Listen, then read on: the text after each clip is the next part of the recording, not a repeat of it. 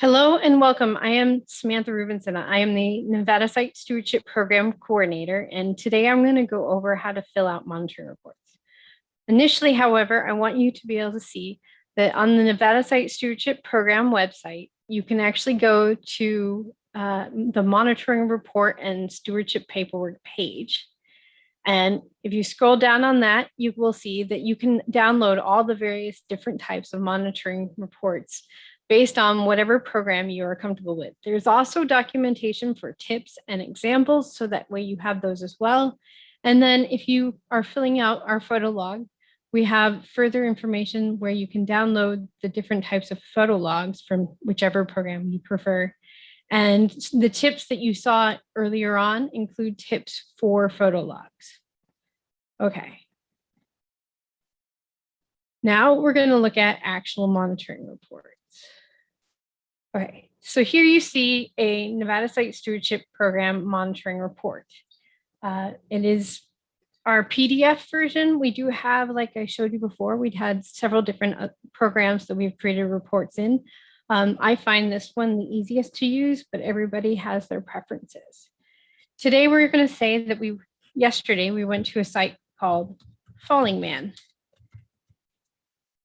That site is 26 CK1234. This is a made-up trinomial. You will find the site name trinomial on your site assignment form that you should have gotten when you got introduced to your site. If you don't know what those are, that's okay. Just contact me and I will help you through it to figure out what numbers it is.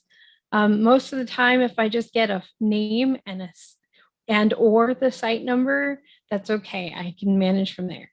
Now we will say that we went out yesterday and it was myself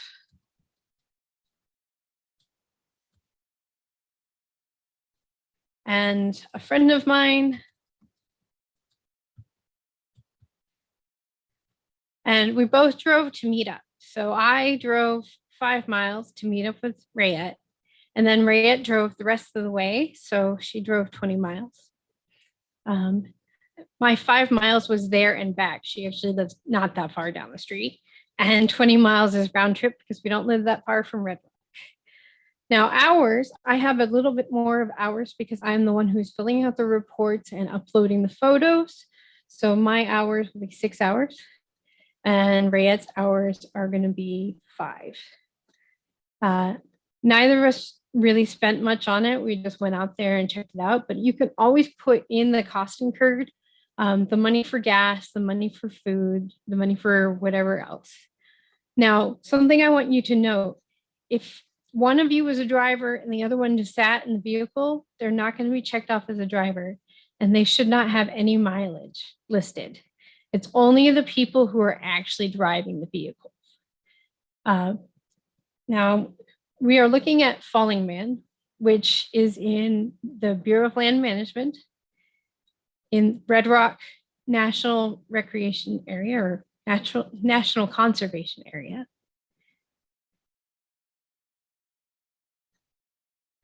And you can also find that information, like I said, on your site assignment form. All the stuff up here and then the stuff down here can be found there.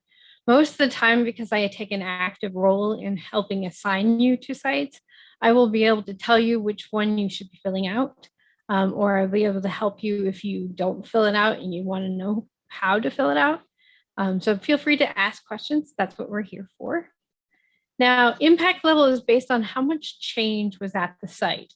We do have a really quick definition of all the different impact levels down here underneath the actual impact level thing. Now, we're going to say that when we were at Falling Man, we saw some graffiti, but it wasn't directly on the rock art. It was underneath the rock art.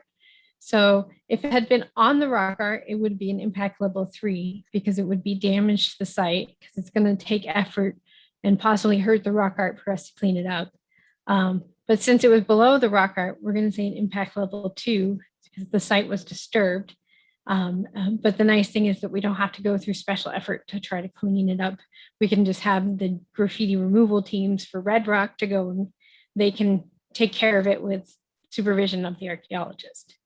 Now in here, we also, while we were out there, we also saw some trash. We definitely, like I just said, we saw graffiti. And we did see a sign that had some issues. So on here, whenever we check any of these boxes, we always need to make sure we describe what we're checking the box for. So you want to describe exactly what the different types of impacts are. So that way it's not just check box that there's trash. We're like, where is the trash? Tell us more about it. So we're going to say the graffiti was directly under the falling man cliff.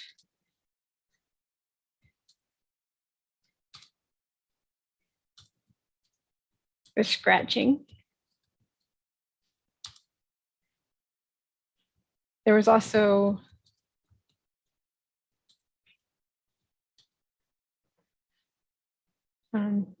there's also a sign nearby that's so old you can't read it.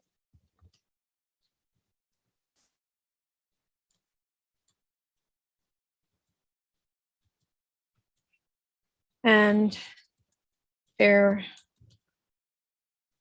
was some trash in the area.